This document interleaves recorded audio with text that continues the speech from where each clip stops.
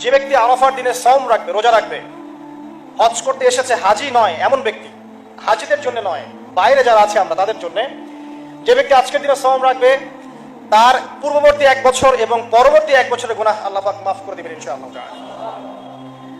আর এই দিনটাকে নিয়ে, রোজা নিয়ে অনেক কনফিউশন আমাদের মধ্যে চলে আসছে এখন, আজকে রাখবো না কালকে রাখবো ইত্যাদি। হাদিসের মধ্যে ইয়াউমুল আরাফা শব্দ এসেছে, আরাফার দিনে সাওমের কথা এসেছে, ইয়াউমুত তাসি' বা নবম দিনের কথা আসে নাই।